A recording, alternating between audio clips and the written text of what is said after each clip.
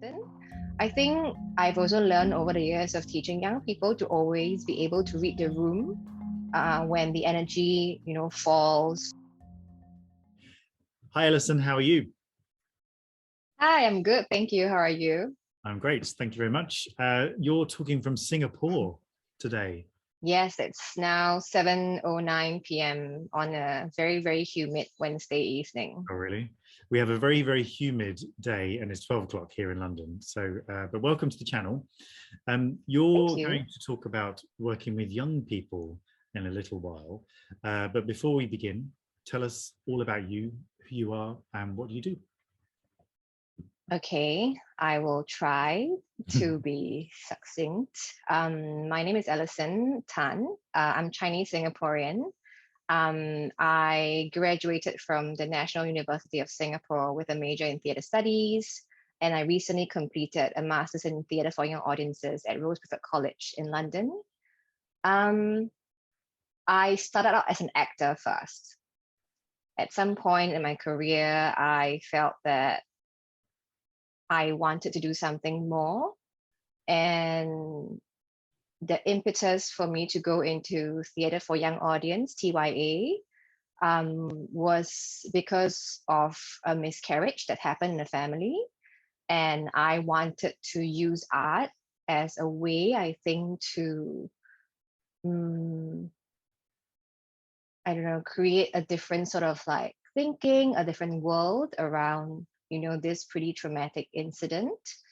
And so I created with an artistic collaborator a theatre show for babies called You Can Reach the Sky. And it was created specifically for pre-walking babies and their parents. And that was in 2017.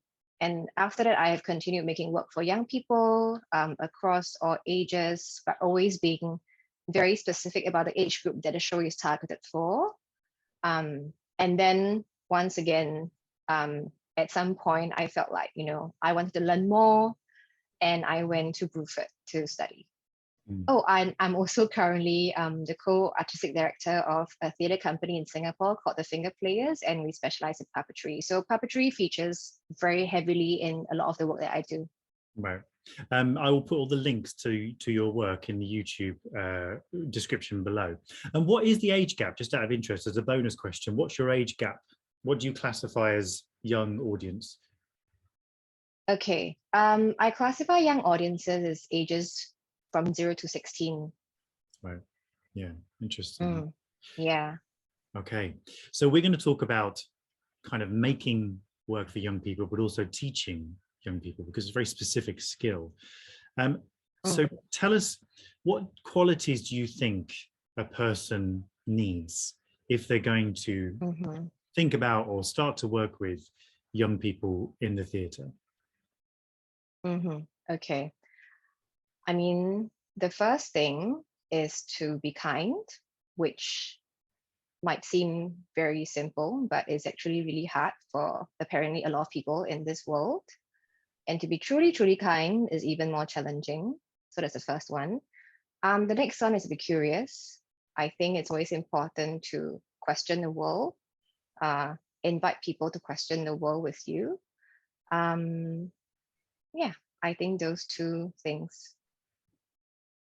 Yeah, and then what about the actual, when they're in the actual classroom, as it were, teaching? Are there any sort of qualities that you've learned over the years of doing it that you've thought, oh right, that was a new thing I learned today? I don't know about you, but I think the one of the ones that I found was more about listening to the child was like a huge moment of, especially being British, because we have this old school quality of the children must be seen and not heard, and I had to really get over that.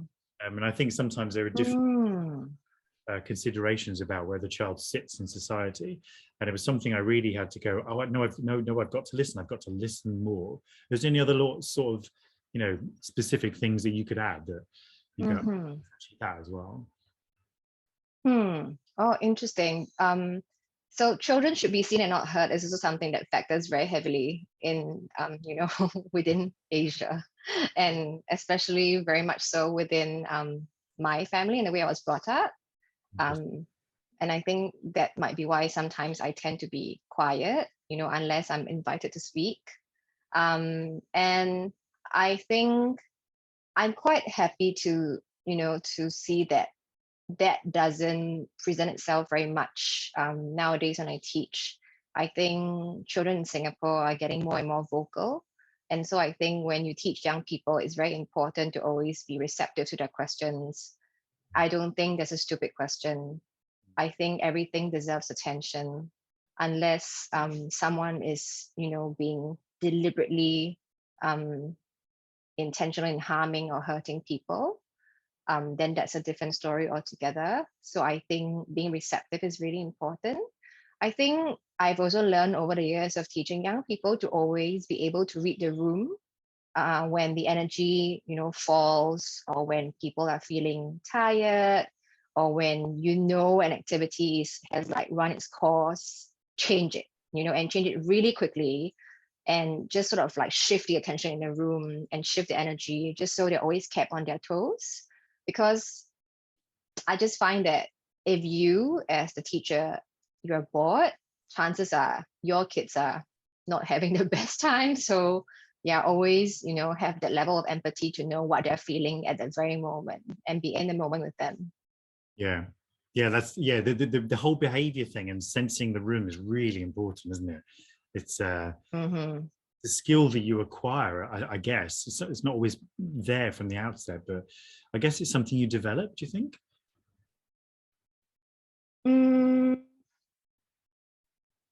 Something I developed. No, I think I've always been a better listener than a speaker. So I think it's something that's always been there. But I think in terms of developing, I think what I've developed is being able to answer their questions and respond to, situations much faster, but still with a sufficient level of clarity. Yeah, yeah, it's something I probably did develop, and I was a bit shocked when somebody told me the exact thing you just said, which was when an activity is not working, change it like that. And that was really hard for me. Really, but I've got my thing, and then you realize that actually that's the way. Yeah. Your lesson plan, 5 points to hit, Yeah. and you can't hit like 4, and you're like, oh, that was a shit class, but it's not. It's not. Yeah. Yeah. Okay, so when you're planning a session, what are your main objectives? So you're thinking of maybe your children as the audience of your presentation, I guess. What are your objectives for you when you deliver a session or when you're compiling one even? Okay. So there are like sort of like two answers to this question. The first answer is that there's always a list of objectives for funders, schools, people who pay for the workshop on behalf of children. And I think, to be really, really realistic and honest, they are looking for different objectives than what the child is looking for. For me, when I go into a workshop, I would always hope that it's at least fun. Nobody wants to go to a workshop and just feel like it's the biggest bore of their lives. I do believe that you can learn things through art when you're having fun, even when you're tackling extremely, extremely challenging topics. I think it can still, there's still the possibility of play. And so that's something that I always try to incorporate in every workshop that I do. And what was the other thing? You said there were two things. Yeah, the objectives or organizations who, I think, yeah, I think that's something I'm still trying to balance, because I don't have the balls to write in my objectives to organizations that, objectives to have fun, in my head I know that's what I want my participants to have during the workshop. Yeah. So I think it's something that it's more, I guess, pedagogy driven, education driven, really clear sort of like deliverables that I know some organizations are looking at. Yeah. What about is there any sort of like, say for instance, if you're doing 4 or 5 activities, do you do activities that are similar to each other, or will you jump around? Will you do 3 or 4, 3 separate ones and 2 different ones, or what? Do you do that, or do you keep it all in the same sort of approach? Oh, Yeah, I would say it's quite dynamic. Mm. And what I do is also I would make sure, um, so with every activity, it's always a shift, right? Whether, okay, activity one, everyone sits down. Activity two, everyone stands up. Activity two, you run, right? And aside from shifting bodies, we also have to shift sort of like vision. So face a different side of room, go to a different space, feel the difference in air. I think that's also really important. So it's always dynamic and it's always shifting, because I feel like whenever something shifts, your brain starts to activate and then you form sort of like links in your head, right? About, everything that's happening and you're receiving everything. And that's how we, I guess, receive information. And that I think is how we learn. Mm. Yeah, I think one of the things I remember being taught was to, sometimes use music and sometimes to use silence, sometimes use color or shapes or whatever. And that was a really useful tool actually when somebody, put that in front of me, saying, right, mix it up as much as you can. Keep your Yeah.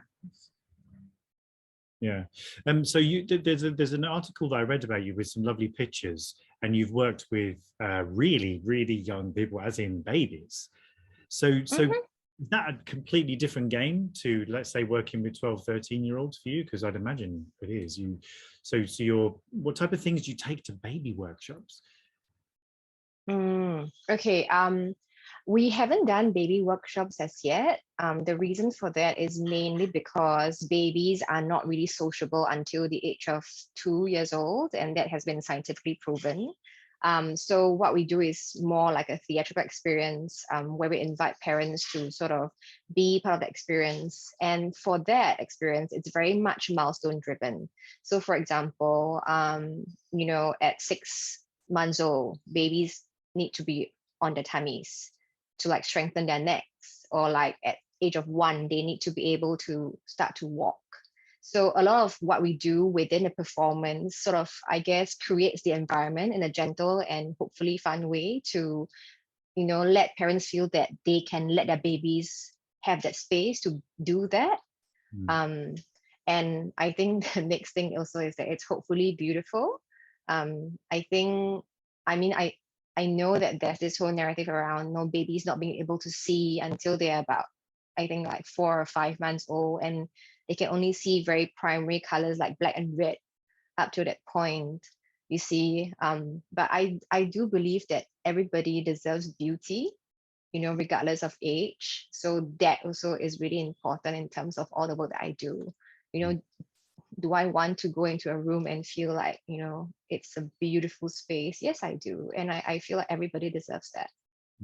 Yeah, that's fascinating. I never really thought about that before. The fact that you've got to design your kind of session plan or your workshop or experience related to actually the development of the person, of the brain, of the eyes.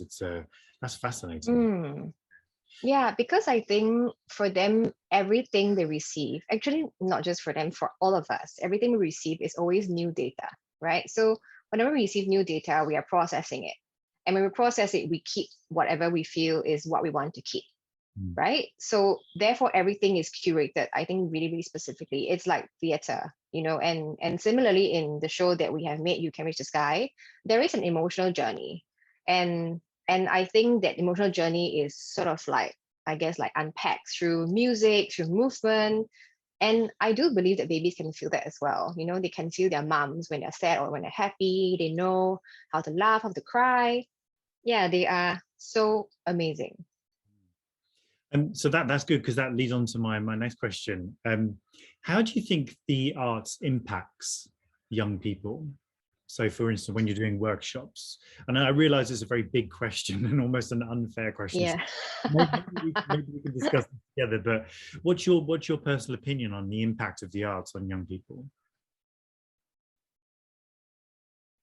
Are we talking about live art or like, Yeah, because like, in our settings, whenever we teach, we are using, performative actions, aren't we? Whether it be okay.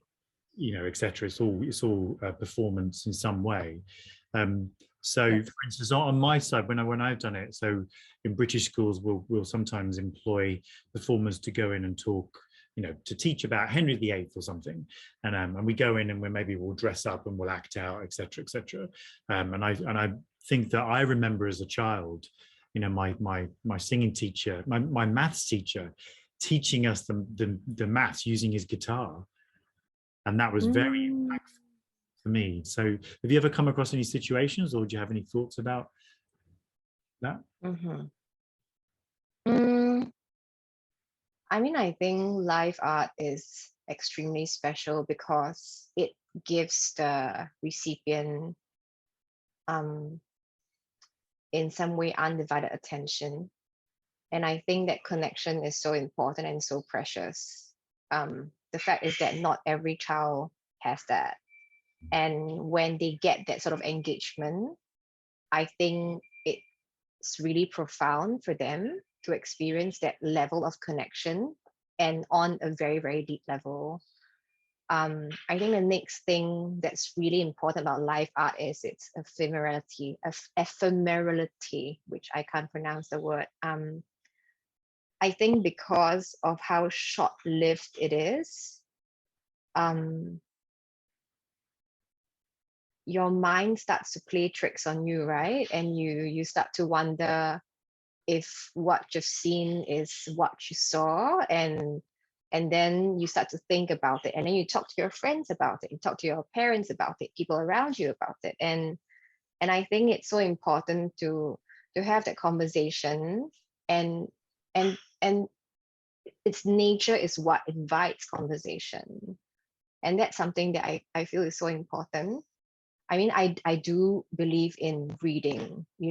Everybody reads, and you get something different from it, and that's also what invites conversations and invites meaning making.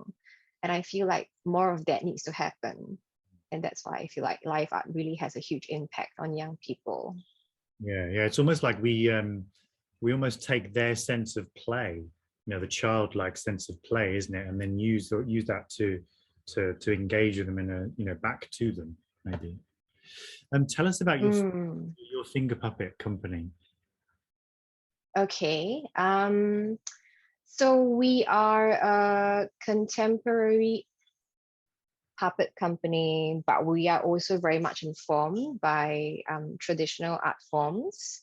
Our co-founders have a really strong foundation in traditional Chinese hand puppetry. And so I think that has really informed a lot of our training. So I joined the company, the Finger Players, in 2013 or 2014 as an apprentice. And then in 2019, when the company had a restructure, I was offered the role of co-artistic director with a partner called Myra Look. And so since then, together, we have basically led the company. And we have a change of leadership happening next year. I think for us, there's a really, really specific philosophy of puppetry, in that we believe in the commitment. We are committed to believe in the lives of inanimate objects, and it is our, I guess, duty to to let that to let that life happen. Because when that happens, we think magic happens. But at the same time, because of our really, traditional sort of background, there is a lot of respect that we have in our hands whenever we engage with any object. And so I think those are the two things that make up a huge part of who we are. Wow, that sounds amazing. I like that. The life of inanimate objects. That's such a lovely thing to consider, that anything can be brought to life almost. Mm, mm, Amazing. Cool. This is so fascinating. I'm going to leave the links in the interview below, which people can look at. Interview. mhm, So mhm. thank you so much for talking to us today. Thank you. Thank you for having me. That's all right. Okay, take care. Bye.